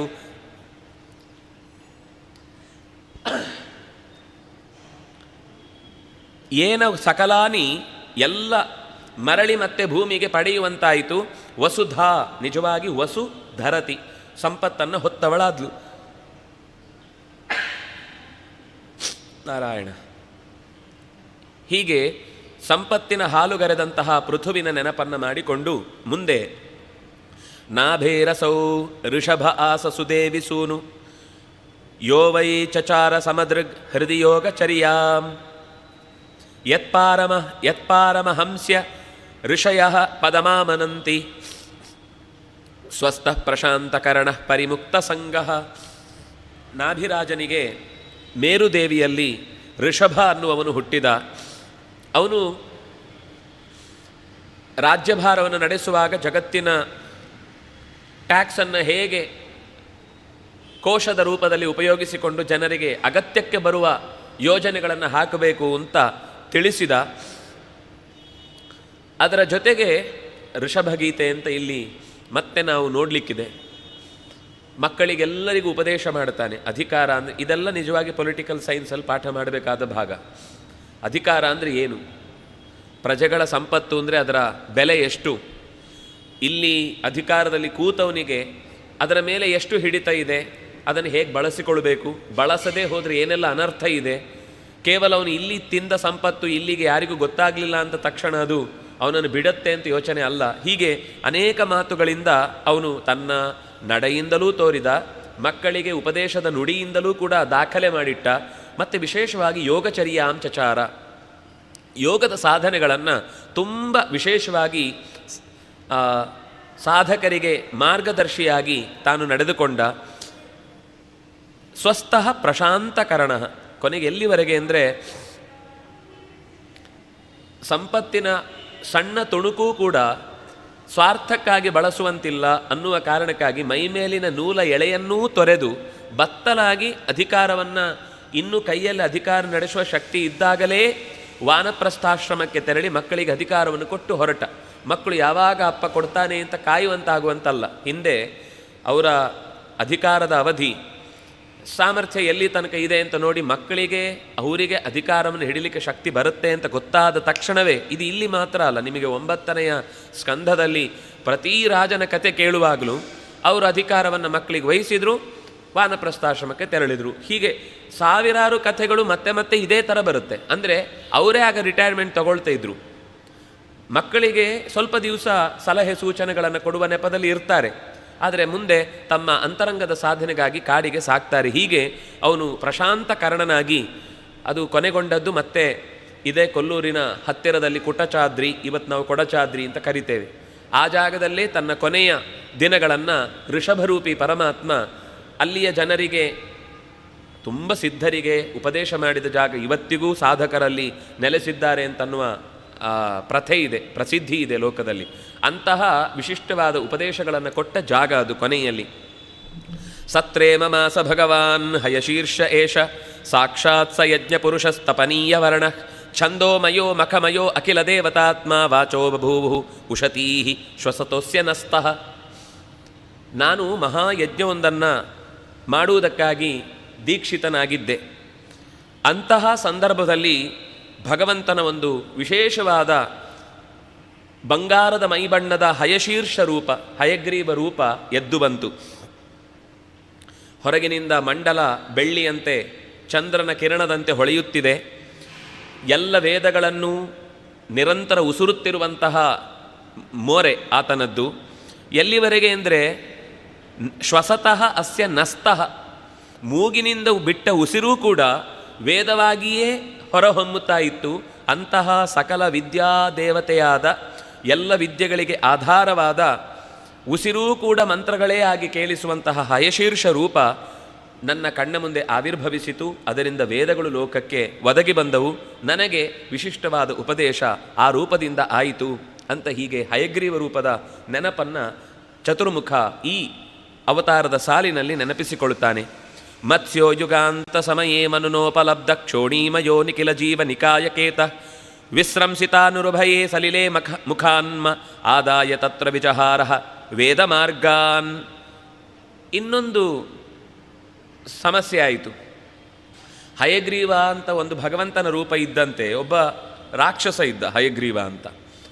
ಅವನು ಈ ವೇದಗಳು ಏನೆಲ್ಲ ಲೋಕದ ಸಂವಿಧಾನವಾಗಿ ರೂಪುಗೊಂಡವು ಅದನ್ನು ಅಪಾರ್ಥವಾಗುವುದಕ್ಕೆ ಬೇಕಾದ ರೀತಿಯಲ್ಲಿ ಯಾರೆಲ್ಲ ಧಾರಣೆ ಮಾಡಿದ್ದಾರೋ ಅವರಲ್ಲಿ ಸೇರಿ ಮನಸ್ಸನ್ನು ಕಲುಷಿತಗೊಳಿಸಿದ. ಆಗ ವೇದ ಅಪಹೃತವಾದಂತಾಯಿತು. ವೇದ ಯಾರ ಕೈಯಲ್ಲೂ ಸರಿಯಾಗಿ ಅದನ್ನು ಧಾರಣೆ ಮಾಡಲಿಕ್ಕಾಗದೇ ಇರುವ ಸ್ಥಿತಿ ಬಂತು. ಅದನ್ನು ತೆಗೆದುಕೊಂಡು ಹೋಗಿ, ಅಂದರೆ ಮುಖ್ಯವಾಗಿ ಆ ಅರ್ಥವನ್ನು ಹೊಳೆಸುವ ದೇವತಾ ಶಕ್ತಿಗಳನ್ನೇ ಅವನು ಅಪಹರಿಸಿ ಸಮುದ್ರದ ಅಡಿಯಲ್ಲಿ ಇಟ್ಟಾಗ ಭಗವಂತ ಮತ್ಸ್ಯರೂಪನಾಗಿ ಬಂದು ಮರಳಿ ನನ್ನ ಕೈಗೆ ಆ ಎಲ್ಲ ದೇವತೆಗಳನ್ನು ಕೂಡ ಲೋಕದ ಸಜ್ಜನರಿಗೆ ಒದಗಿಸುವುದಕ್ಕೆ, ಅನುಗ್ರಹ ಮಾಡುವುದಕ್ಕೆ ಬೇಕಾದ ಶಕ್ತಿಯನ್ನು ತುಂಬಿ ನನ್ನ ಕೈಗಿತ್ತ. ನಾನದನ್ನು ಮತ್ತೆ ಲೋಕದ ಜ್ಞಾನದ ಪರಂಪರೆಯನ್ನು ಮುಂದುವರೆಸಿದೆ.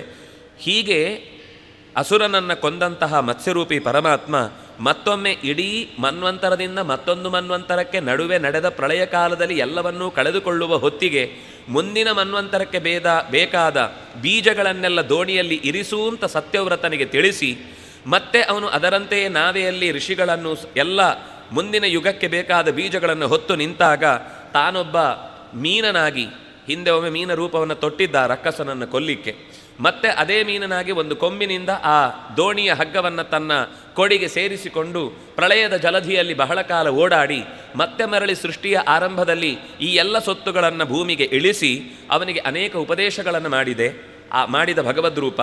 ಆ ಉಪದೇಶವೇ ಮತ್ಸ್ಯ ಪುರಾಣವಾಗಿ ನಮಗೆ ಸಿಕ್ಕಿದ್ದು.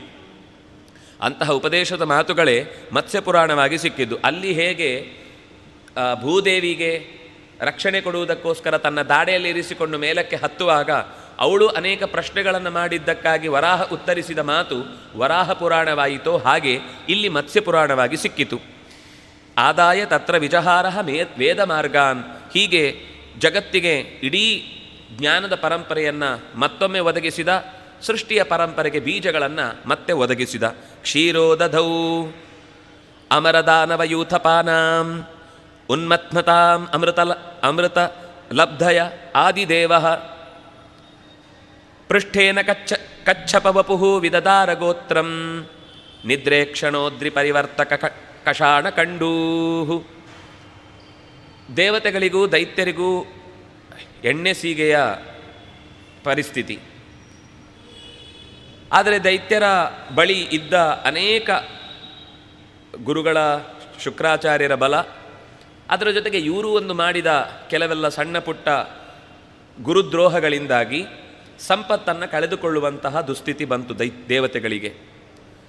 ಆಗ ಭಗವಂತನನ್ನು ಹೋಗಿ ಕೇಳಿದಾಗ ಮತ್ತೆ ಮಥನ ಮಾಡಿಯೇ ಸಂಪತ್ತನ್ನು ಮರಳಿ ಪಡೆಯಬೇಕಾಗಿದೆ ಅಂತ ಹೇಳಿ ಕ್ಷೀರ ಸಮುದ್ರದ ಮಥನವನ್ನು ಆದೇಶಿಸಿದ. ಅದಕ್ಕಾಗಿ ಮಂದರ ಪರ್ವತವನ್ನು ತಂದರು, ಆ ವಾಸುಕಿಯನ್ನು ಹಗ್ಗವನ್ನಾಗಿಸಿದರು. ದೈತ್ಯರನ್ನು ಕೇಳಿಕೊಂಡು ನೀವು ಇದಕ್ಕೆ ಸಹಾಯ ಮಾಡಬೇಕು ಅಂತ ಕೇಳಿ ಒಂದು ಭಾಗದಲ್ಲಿ ಅವರೂ ಕೂಡ ಎಳೆಯುವ ಹಗ್ಗದ ಭಾಗಿದಾರರಾದರು, ಇನ್ನೊಂದು ಕಡೆಯಲ್ಲಿ ಇವರೂ ನಿಂತರು. ಇಷ್ಟೆಲ್ಲ ಸಿದ್ಧತೆ ಆದಮೇಲೆ ಪರ್ವತ ಕುಸಿದು ಹೋಯಿತು. ಆಗ ಬೆನ್ನ ಮೇಲೆ ಪೃಷ್ಠೇನ ಕಚ್ಚಪ ವಪುಹು, ಬೆನ್ನ ಮೇಲೆ ತುರಿಸಿಕೊಳ್ಳುವಾಗ ಕೆಲವೊಂದು ಸರ್ತಿ ನಾವೇನಾದರೂ ಗೋಡೆಗೆ ಬೆನ್ನು ಹಾಕಿ ಉಜ್ಜಿದ ಹಾಗೆ ಮೈ ತುರಿಸುತ್ತೋ ಅನ್ನುವ ಹಾಗೆ ಬೆಟ್ಟವನ್ನು ಮೈಯ ಮೇಲೆ ಹೊತ್ತುಕೊಂಡು ಮತಿಸುವುದಕ್ಕೆ ಬೆನ್ನು ಕೊಟ್ಟ. ಹೀಗ ಬೆನ್ನ ನವೆಯನ್ನು ಕಳೆದುಕೊಳ್ಳುವುದಕ್ಕೋ ಅನ್ನುವ ಹಾಗೆ ಬೆನ್ನ ಮೇಲೆ ಇಟ್ಟುಕೊಂಡ ಪರ್ವತದಿಂದ ಇಡೀ ಜಗತ್ತಿಗೆ ಮತ್ತೆ ಸಂಪತ್ತುಗಳು ಮೊದಲಿನಂತೆಯೇ ಸಿಕ್ಕಿದಂತಾಯಿತು. ಅಂದರೆ ಭಗವಂತ ಆಗ ಅತ್ಯಂತ ಶಾಂತವಾಗಿದ್ದ ಅನ್ನೋದನ್ನು ತಮಾಷೆ ಮಾಡಿ ಥರ ಹೇಳ್ತಾರೆ. ಈ ತುರಿಸಿದಾಗ, ತುರಿಕೆ ಆದಾಗ ಒಂಥರ ಆನಂದ ಆಗುತ್ತೆ, ಒಂಥರ ಖುಷಿ, ಕಣ್ಣು ಮುಚ್ಚಿದ ಹಾಗೆ. ಅವನು ನನ್ನ ಮೈ ಮೇಲೆ ಪರ್ವತವನ್ನಿಟ್ಟು ಯಾರೋ ತುರಿಸ್ತಾ ಇದ್ದಾರೆ ಅಂತ ಆನಂದವನ್ನು ಅನುಭವಿಸಿದ ಹಾಗೆ ತೋರ್ತಾ ಇದ್ದ. ಆದರೆ ವಸ್ತುತಃ ಅವನ ಆನಂದ ರೂಪಿಯೇ, ತುರಿಸಿದ್ರಿಂದಾಗಿ ಆನಂದ ಆದದ್ದಲ್ಲ, ಹಾಗೆ ತುರಿಸಿದಂಥ ಆದಾಗ ಏನಾಗುತ್ತೆ ಅನ್ನೋದನ್ನು ತೋರಿದ ಕೊನೆಗೆ. ಆದರೆ ಅವನಿಗೆ ಇಷ್ಟು ಭಾರವನ್ನು ಹೊತ್ತದ್ರಿಂದ ಶ್ರಮ ಆಯಿತೋ? ಸ್ವಲ್ಪವೂ ಶ್ರಮ ಆತನಿಗೆ ಆಗಲಿಲ್ಲ ಅಂತ ಹೇಳಿ ಆ ಕಚ್ಚಪರೂಪಿ ಆಮೆಯ ರೂಪದ ಭಗವಂತನ ಅವತಾರದ ಕಥೆಯನ್ನು ಹೇಳಿದರು. ತ್ರೈವಿಷ್ಟಪೋರು ಭಯಹಾರಿ ನೃಸಿಂಹರೂಪಂ ಕೃತ್ವಾ ಭ್ರಮದ್ಭೃಕುಟಿ ದಂಷ್ಟ್ರ ಕರಾಳ ವಕ್ತ್ರಂ ದೈತ್ಯೇಂದ್ರಮಾಶುಕದಯ ಅಭಿಪಂತಮಾರಾತ್ ಊರೌ ನಿಪಾತ್ಯ ವಿದದಾರನ ಕೈಸ್ಫುರಂತಂ. ದೇವತೆಗಳು ಈ ಹಿರಣ್ಯಕಶಿಪುವಿನ ಉಪದ್ರವವನ್ನು ತಡೀಲಿಕ್ಕಾಗದೆ ಹೋಗಿ ಕೇಳಿಕೊಂಡಾಗ, ಪ್ರಹ್ಲಾದನಿಗೆ ತೊಂದರೆ ಆದಾಗ ನಾನು ಬರ್ತೇನೆ, ಅಲ್ಲಿ ತನಕ ನೀವೆಲ್ಲ ಸ್ವಲ್ಪ ಸಹಿಸಿಕೊಳ್ಬೇಕು ಅಂತ ಹೇಳಿ ಕಳುಹಿಸಿದ್ದ. ಯಾವಾಗ ಅವನು ಪ್ರಹ್ಲಾದನನ್ನೇ ಕೊಂದು ಭಗವಂತನ ಮೇಲೆ ಸೇಡು ತೀರಿಸಿಕೊಳ್ಳಬೇಕು ಅಂತ ಗದೆಯನ್ನು ಹಿಡಿದು ಹೊಡೆಯುವುದಕ್ಕಾಗಿ ನಿಂತನೋ, ಆಗ ಭ್ರಮದ್ಭೃಕುಟಿ ದಂಷ್ಟ್ರ ಕರಾಳ ವಕ್ತ್ರಂ, ನಡುಗುವ ಅಂದರೆ ಅಲ್ಲಾಡಿಸುವ ಹುಬ್ಬುಗಳಿಂದ ಜಗತ್ತನ್ನೇ ಕುಣಿಸಬಲ್ಲವ ಕೋರೆದಾಡಿಯನ್ನು ಹೊತ್ತ ಅಗಲವಾದ ತೆರೆದ ಬಾಯಿಯಿಂದ ಭೀಕರವಾದ ಸಿಂಹದ ಮೋರೆಯನ್ನು, ಮಾನುಷ ಶರೀರವನ್ನು ಹೊತ್ತು ಹಿರಣ್ಯಕಶಿಪುವನ್ನು ತೊಡೆಯ ಮೇಲಿರಿಸಿಕೊಂಡು ಊರೌ ನಿಪಾತ್ಯ ನಖೈಹಿ ಸ್ಫುರಂತಂ ವಿದದಾರ, ಹೊಳೆಯುವ ಉಗುರುಗಳಿಂದ ಆತನ ಹೊಟ್ಟೆಯನ್ನು ಬಗೆದ. ಯಾಕೆಂದರೆ ಅವನು ಕೇಳಿದ್ದ ಹಾಗೆ ಆಯುಧದಿಂದ ಕೊಲ್ಲಬಾರದು ಅಂತ. ಹಾಗಾಗಿ ಉಗುರು ಅನ್ನೋದು ಒಂದು ಆಯುಧ ಅಂತ ಆಗಲಿಲ್ಲ, ಯಾಕೆಂದರೆ ಯಾವುದೇ ಲೋಹದಿಂದ ತಯಾರಿಸಿದ್ದಲ್ಲ. ಅವನು ತುಂಬ ವರ ಕೇಳಿದ್ದ, ಹೊರಗಲ್ಲ ಒಳಗಲ್ಲ, ಮೇಲಲ್ಲ ಕೆಳಗಲ್ಲ, ಮನುಷ್ಯರಲ್ಲ ಪ್ರಾಣಿಗಳಲ್ಲ ಪಕ್ಷಿಯಲ್ಲ, ಏನು ಎಲ್ಲವನ್ನೂ ಕೇಳಿದ್ದ. ಎಲ್ಲವನ್ನೂ ಫುಲ್ಫಿಲ್ ಮಾಡಲೇಬೇಕಿತ್ತು. ಹಗಲಲ್ಲ ರಾತ್ರಿಯಲ್ಲ, ಮೇಲಲ್ಲ ಕೆಳಗಲ್ಲ. ಅದಕ್ಕೆ ಹೆಬ್ಬಾಗಿಲಿನ ದ್ವಾರಂಧದಲ್ಲಿ ಕೂತು ಒಳಗೂ ಅಲ್ಲ ಹೊರಗೂ ಅಲ್ಲ, ಸಂಜೆ ಆದ್ರಿಂದಾಗಿ ಹಗಲೂ ಅಲ್ಲ ರಾತ್ರಿಯೂ ಅಲ್ಲ, ಕೈಯಲ್ಲಿ ಉಗುರಿದ್ದದ್ದು ಆಯುಧ ಅಲ್ಲ, ಇನ್ನು ಆ ಮೇಲಿನಿಂದ ಪ್ರಾಣಿ, ಕೆಳಗಿನಿಂದ ಶರೀರ ಆದಾಗ ಅದು ಪೂರ್ತಿ ಮನುಷ್ಯನೂ ಅಲ್ಲ ಪ್ರಾಣಿನೂ ಅಲ್ಲ, ನ ಮೃಗಂ ನ ಮಾನುಷಂ, ಹೀಗೆ ವಿಚಿತ್ರವಾದ ರೂಪವನ್ನು ತೊಟ್ಟು ದೈತ್ಯೇಂದ್ರನನ್ನು ಬಹಳ ಬೇಗನೆ ಮುಗಿಸಿ ಅವನ ಇಡೀ ಸೈನ್ಯ ಸಮೇತ ನಾಶ ಮಾಡಿದ. ಅಂತಃಸರಸ್ಯುರುಬಲೇನ ಪದೇ ಗೃಹೀತೋ ಗ್ರಾಹೇಣ ಅಂಬುಜಹಸ್ತ ಆರ್ತಃ ಆಹೇದಮಾದಿ ಪುರುಷಾಖಿಲ ಲೋಕನಾಥ ತೀರ್ಥಶ್ರವಶ್ರವಣ ಮಂಗಳ ನಾಮಧೇಯ. ತುಂಬ ಚಂದದ ಭಗವಂತನ ನಾಮಸ್ಮರಣೆಯನ್ನು ಮಾಡ್ತಾ ಈ ಕಥೆಯನ್ನು ಹೇಳ್ತಾರೆ. ಸರೋವರದಲ್ಲಿ ಗಜೇಂದ್ರ ತನ್ನನ್ನು ಅತ್ಯಂತ ಬಲಿಷ್ಠವಾದ ಮೊಸಳೆಯೊಂದು ಹಿಡಿದು ಬಿಟ್ಟಾಗ ತನ್ನವರನ್ನೆಲ್ಲ ಅರಳಿಸಿ ರಕ್ಷಿಸಿ ಅಂತ ಕೇಳಿಕೊಂಡ್ರು.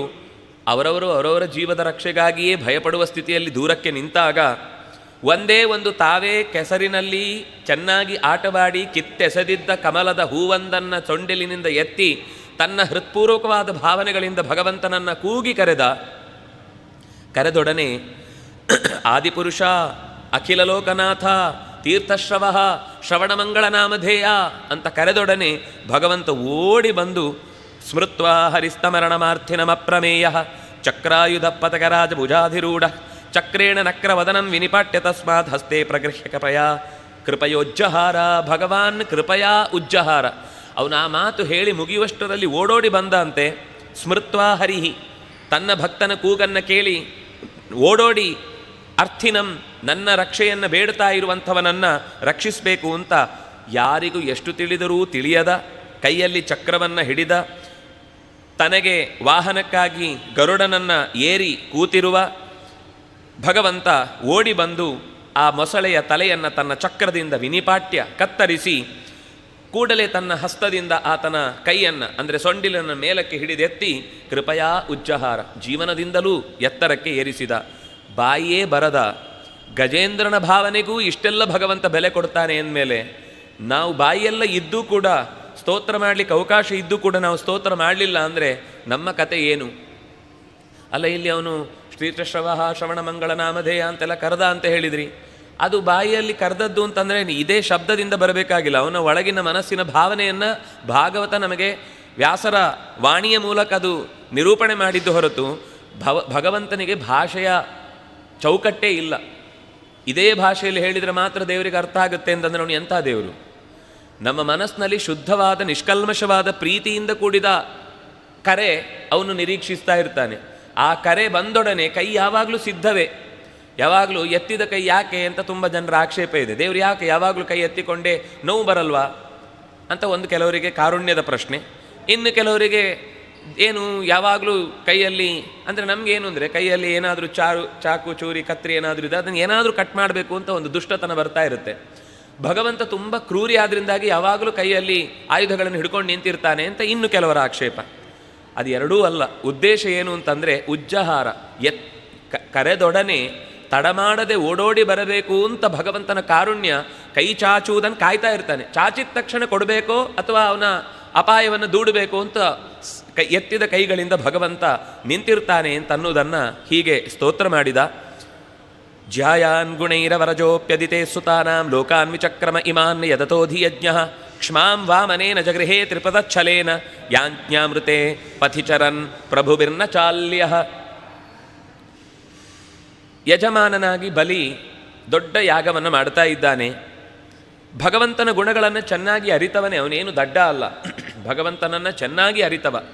ರಾಕ್ಷಸನಾಗಿದ್ದರೂ ಅಸುರಕುಲ ಸಂಜಾತನಾಗಿದ್ದರೂ ಅವನಿಗೊಂದು ವಿಶಿಷ್ಟವಾದ, ಯಾಕೆಂದರೆ ಅಜ್ಜ ಪ್ರಹ್ಲಾದ ಇದ್ದ ಅಲ್ವಾ, ಅಜ್ಜನ ಕೈಯಲ್ಲಿ ಬೆಳೆದ ಮಕ್ಕಳಿಗೆ ನಿಜವಾಗಿಯೂ ಕೂಡ ದೊಡ್ಡ ಭಾಗ್ಯ ಅದು. ಯಾಕೆಂದರೆ ಎಲ್ಲ ವಿಷಯಗಳು ಮಕ್ಕಳಿಗೆ ಅನಾಯಾಸವಾಗಿ ಸಿಗ್ತಾ ಇರುತ್ತೆ. ಮಧ್ಯದಲ್ಲಿ ವಿರೋಚನ ದುಷ್ಟನಾಗಿ ಶಾಸ್ತ್ರೀಯವಾದ ಚಿಂತನೆಯಿಂದ ಹೊರಬಿದ್ದವನು. ಆದರೆ ಬೆಳೆದದ್ದೆಲ್ಲ ಅಜ್ಜನ ಕೈಯಲ್ಲಾದ್ರಿಂದಾಗಿ ಭಗವಂತನ ಬಗ್ಗೆ ಚೆನ್ನಾಗಿ ತಿಳಿದಿತ್ತು.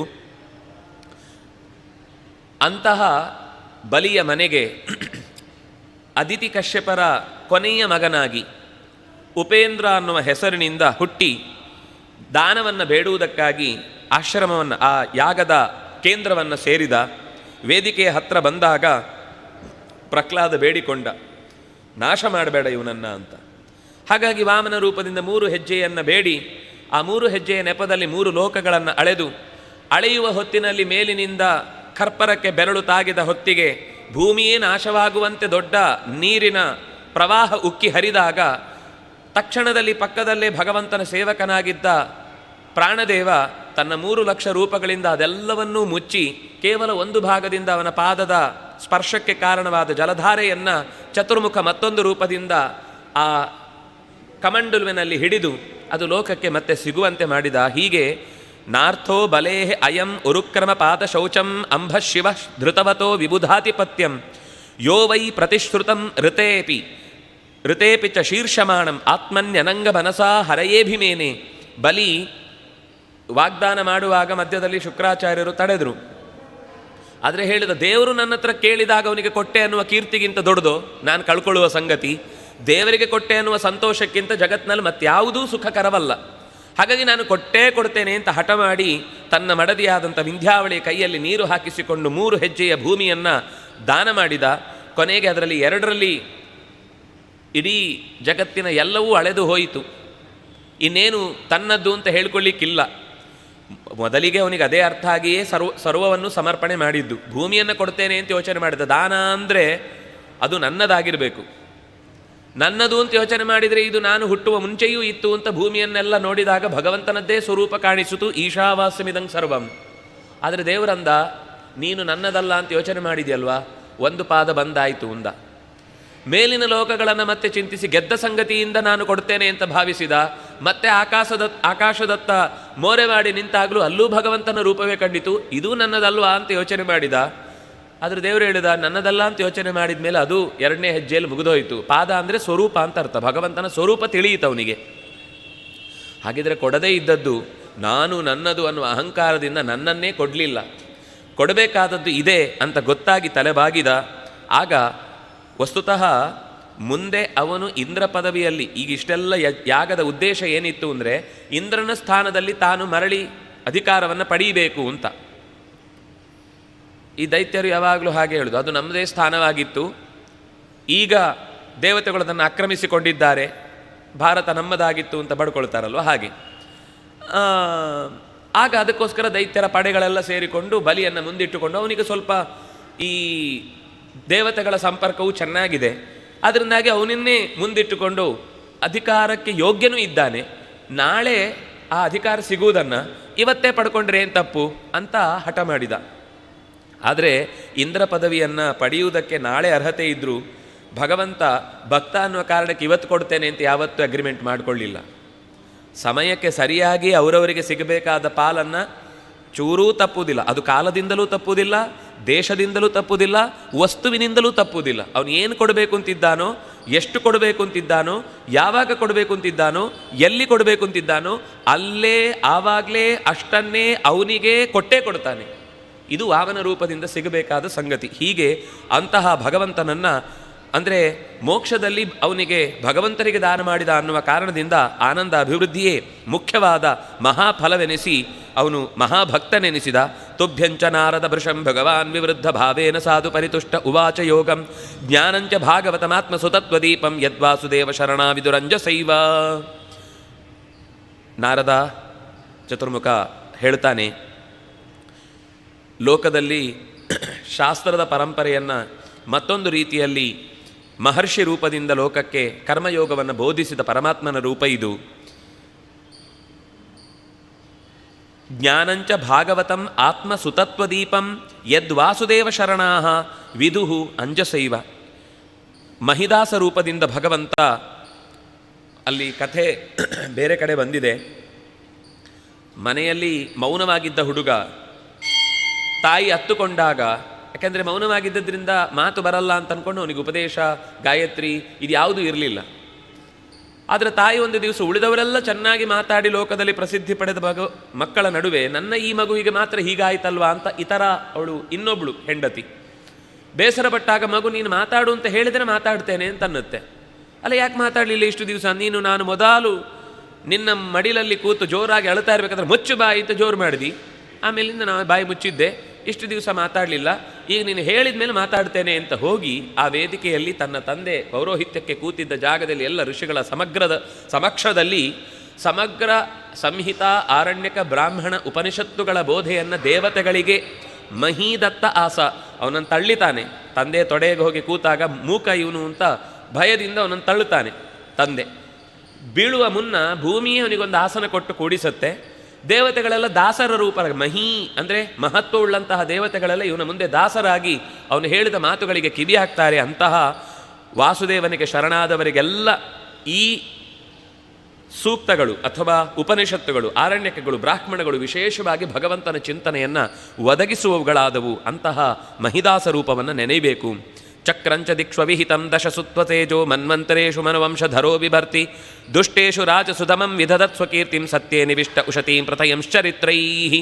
ಹೀಗೆ ಭಗವಂತ ಬೇರೆ ಬೇರೆ ರೂಪಗಳಿಂದ 14 ಮನ್ವಂತರದಲ್ಲಿ ಬೇರೆ ಬೇರೆ ಅಧಿಕಾರವನ್ನು ಪಡೀಲಿಕ್ಕೆ ಬಂದವರಿಗೆಲ್ಲ ತಾನು ರಾಜರಾಜೇಶ್ವರ ರೂಪದಿಂದ ಅವರಲ್ಲಿ ಇದ್ದು, ಕೇವಲ ಅವರಲ್ಲಿ ಅಂತ ಮಾತ್ರ ಅಲ್ಲ, ಮಾಂಧಾತ, ನಹುಷ, ಅಂಬರೀಷ, ಸಗರ, ಭರತ ಮೊದಲಾದ ಅನೇಕ ರಾಜರು ಯಾರ್ಯಾರು ಬಂದರೋ ಅವರೆಲ್ಲರಲ್ಲೂ ಧರ್ಮದ ಚಕ್ರವನ್ನು ಚೆನ್ನಾಗಿ ನಡೆಸುವುದಕ್ಕೋಸ್ಕರ ತಾನು ರಾಜರಾಜೇಶ್ವರ ರೂಪದಿಂದ ಇದ್ದು ಮನ್ವಂತರೇಶು ಮನುವಂಶಧರ ಬಿಭರ್ತಿ, ತಾನೇ ಮನುವಂಶದಲ್ಲಿ ಯಾರ್ಯಾರು ಬಂದಿದ್ದಾರೋ ಅವರೆಲ್ಲರಲ್ಲೂ ನಿಂತು ಭೂಮಿಯನ್ನು ಆಳುವುದಕ್ಕೋಸ್ಕರ ರಕ್ಷಣೆಯನ್ನು ತನ್ನ ಸ್ವಸಾಮರ್ಥ್ಯವನ್ನು ಅವರಲ್ಲಿ ತುಂಬಿ ನೀಡ್ತಾನೆ.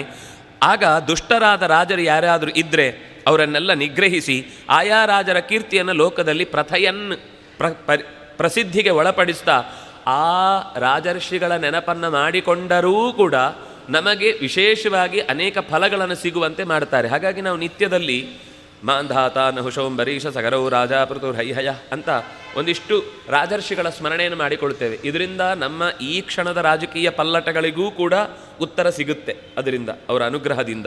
ಅದರ ಜೊತೆಗೆ ಅಲ್ಲಿರುವ ಭಗವಂತನ ರಾಜರಾಜೇಶ್ವರ ರೂಪದ ವಿಶೇಷ ಅನುಗ್ರಹವೂ ಆಗತ್ತೆ ಅಂತ ಹೀಗೆ ಈ ಸ್ತೋತ್ರದ ಮೂಲಕ ಭಗವಂತನನ್ನು ಅವರು ಪ್ರಾರ್ಥಿಸ್ತಾರೆ.